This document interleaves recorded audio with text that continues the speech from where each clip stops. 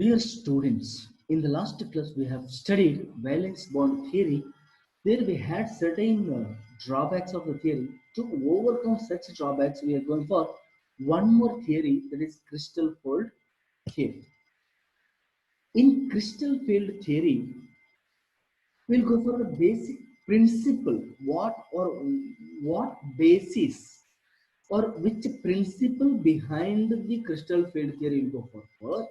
Then we'll study the crystal field theory or crystal field splitting in both octahedral and tetrahedral complex. First, we'll go for the basic principle involved in the crystal field theory. In crystal field theory, it is an electrostatic model which considers the metal ligand bond to be ionic, arising purely from electrostatic interactions between metal ion and the ligand. Here it says there is purely electrostatic force of repulsion or interaction between the central metal atom and the ligand. Here, every ligands are considered as point charges only when the ligands are negatively charged. If the ligands are neutral, such as water, ammonia, etc., then they are considered as dipoles. They are considered as dipoles. And one important point: every metal has atom has d orbital. The 5d orbital, their direction of orientation is different. Out of 5d orbital, 3 orbitals, namely dxy, xz, dyz, they are present between the axes. Dx square minus y square and dz square, they are present on the axis. The direction of the ligand and strength of the ligand plays the very important role here. I am telling the 5d orbitals present in the central metal atom, they have same energy. That energy or their symmetry is also same. That is called as degenerated state. Once the ligands start approaching, based on the direction of the ligand and the strength of the ligand, the 5d orbital splits into two levels. Based on the direction of the ligand and the strength of the ligand, the degeneracy of the 5d orbitals lifted and splits into two levels. That type of splitting is called crystal field splitting. That is called crystal field splitting. And we'll go for the systematic study of crystal field splitting in octahedral complex and then in tetrahedral. Before going to that, we'll try to understand the shapes of the orbital. Already you have studied that in your previous year, but once again you recall dyz. Here the 2d orbital present between the axes. Between the axes. Similarly, dxy, here also the 2d orbital present between the axes. Similarly, dxz. These three orbitals, dyz, dxz, dxy, yz, xy, xz are present between the axes, and dz square present on the axis. You can see overlapping exactly on the axis. Here dx square and y square, once again they present on the axis. That's what, remember, the 3 orbital present between the axis and 2 orbital present on the axis. Let us go for the study of crystal field splitting in octahedral complex. In octahedral complex, already said, the central metal atom having 5d orbitals, before approaching the ligands, have the same energy. That is called as degenerated state. That is called degenerated state. Once the ligand starts approaching, based on the direction of the ligand and the strength of the ligand, The 5d orbital, they lose their degeneracy, nothing but their energy changes and degeneracy lifted and undergoes excitation. Excitation. Then, based on the strength of the ligand, the 5d orbital splits into two levels. Splits into two levels. This is what the theory behind the crystal field splitting. In octahedral complex, the ligands approaching on the axis, ligands approaching on the axis, so that the orbital present on the axis, set, which are the orbital present on the axis, dx square minus y square and dz square, they are present on the axis, they experience more repulsion when compared to the orbital present between the axis, that is especially dxy, yz and xz. XZ. Students, remember in octahedral complexes, the metal in its ground state called as degenerated state, and 5 ligands approaches this ligand based on the approach. That's what I said. Direction and strength. The metal present in the ground state, nothing but the 5d orbital present in it, undergoes excitation. Undergoes excitation, and in octahedral complex, the ligands approach on the axis. You observe here, ligands approach on the axis. Therefore, said on the axis, which are the two orbitals present? Dx square minus y square and dz square. They experience more repulsion and goes into the excited state. The three orbital dxy, dyz, dxz, they experience less repulsion and they go into the lower level. Here you can observe. That's what they said. While approaching the ligand, based on the direction and strength, degeneracy lost, and the 5d orbital goes in the excited state. Then, based on the strength of the ligand, that splits into two levels. One, the orbitals which experience more repulsion, they get higher energy, goes into the higher level called as EG set. Another three orbitals which gets lower energy, they go into the lower level called as T2G set. Observe here, energy level diagram. Metal having 5d orbital, dx square minus y square, dz square, dxy, dx, dy. All the 5d orbital, they have their own energy called as a degenerated level. When it is possible, when the metal is independent and have not approached by any of the ligands. Now remember, the complex is octahedral. Ligands have start approaching on the axis. All the 5d orbital undergoes excitation. Undergoes excited state. That means the 5d orbital, they lose their degeneracy. All the 5d orbital, they get different energy. Said based on the direction and strength of the ligand, the 5d orbital splits into two levels. Two levels. In octahedral complex, ligands are approaching on the axis. Ligands are approaching on the axis. The orbital present on the axis, which are the orbitals? Dx square minus y square and dz square on the axis. They experience more repulsion. The orbital present between the axes, which are those dxy, dxz, dyz, they experience low repulsion and they go into the lower level called as T2G set. They go into the lower level called as T2G set. The orbital present on the axis. Which are the orbital present on the axis? Dx square minus y square and dz square experience more repulsion and goes into the excited or higher level called as EG set.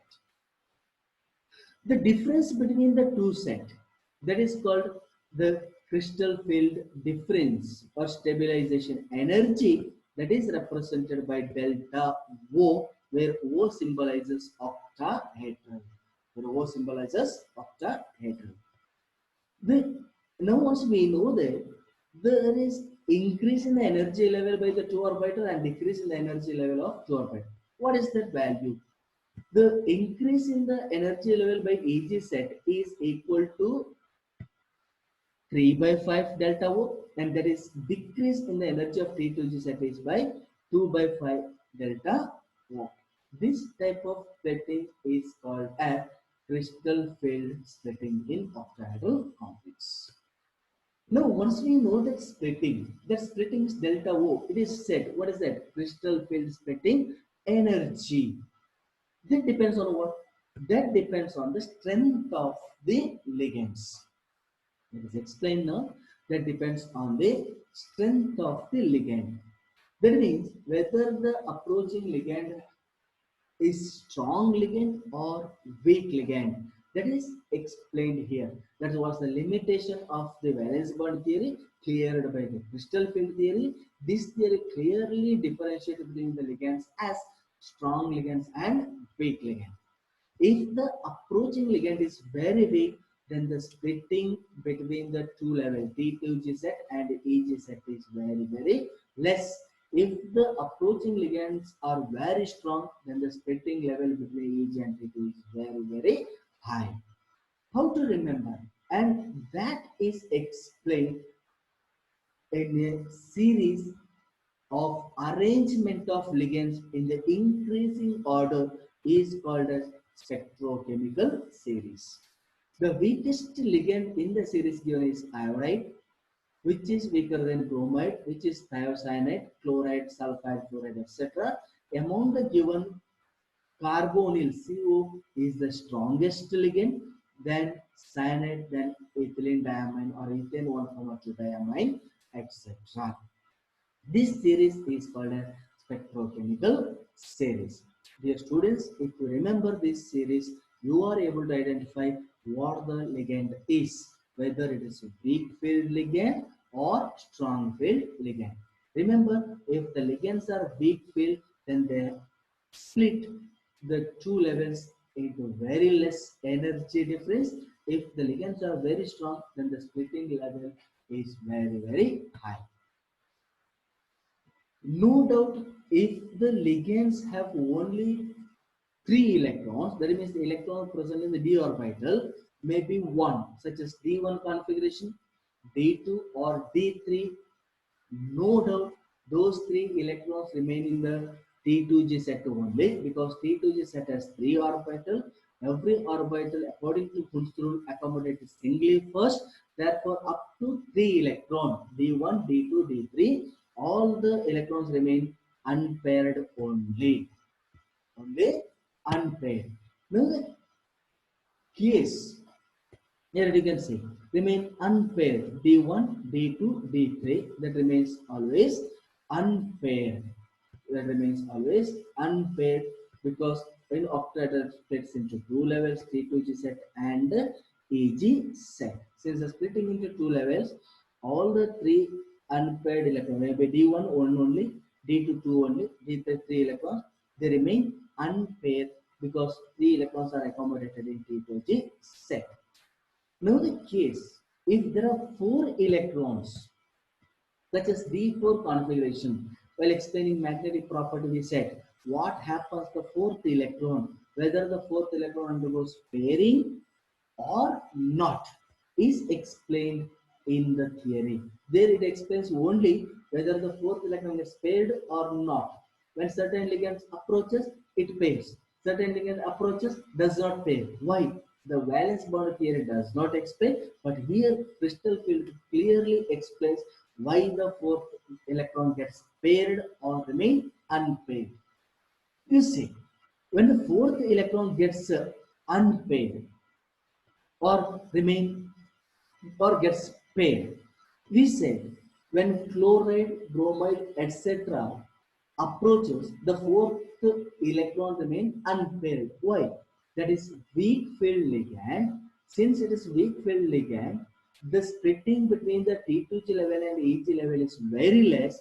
The fourth electron gets jumped into what? EG level. Fourth electron gets jumped into EG level.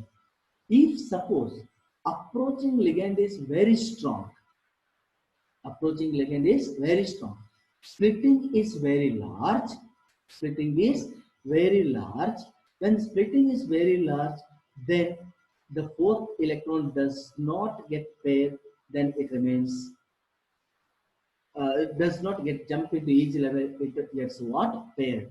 Remember, if the approaching ligand is weak ligand, splitting is very less, approaching ligand is weak ligand, splitting is very less, the fourth electron jumps into what? EG level. Fourth electron jumps into EG level. If approaching ligand is very strong ligand, then the splitting is maximum. Fourth electron cannot jump into EG, then it gets paired into T2G. Paired into T2G. This is what explained here. That is one. When the gap says splitting is less than pairing energy. Pairing energy means what? Capacity of the ligand to pair up. Capacity of the ligand to pair up. Fourth electron enters into one of the EG set. Explain now. If the approaching ligand is weak field ligand, then splitting is very less, delta O is less, then the fourth electron jumps into EG level from T2G level, hence all the four electron remains unpaired. All the four electron remains unpaired. If suppose approaching ligand is very strong field ligand, then the splitting is maximum, nothing but delta O is maximum. Then the fourth electron cannot jump into each level, then it gets paired into what? T2G set. It gets paired into T2G set.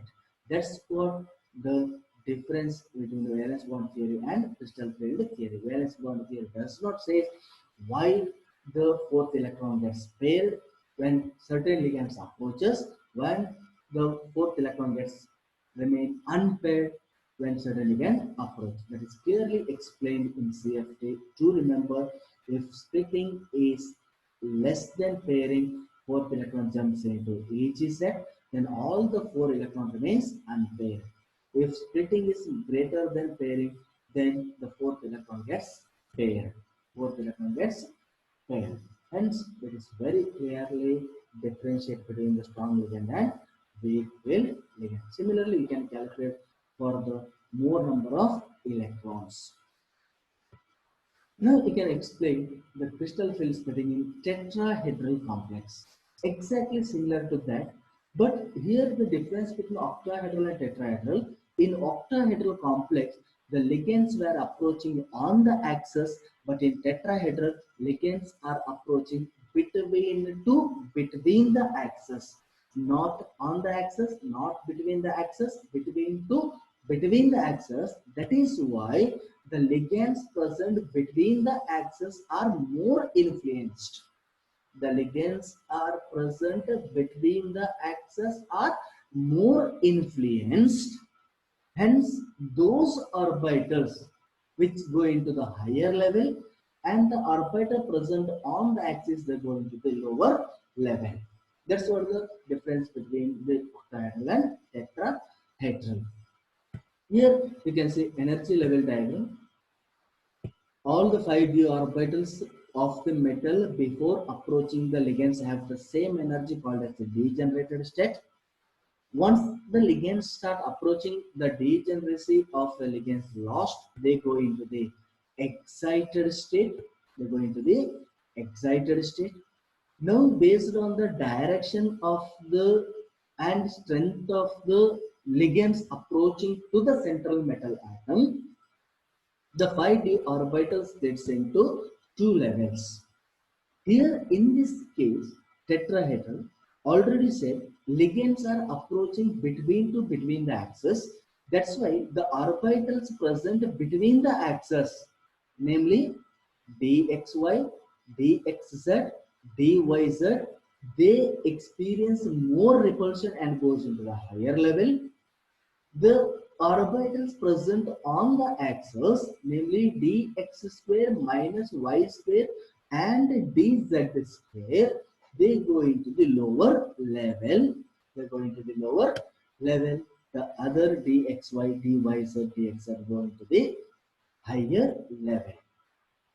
Once again, the same splitting gap between the T2G level and EG level is given by delta T, where T represents the tetrahedral.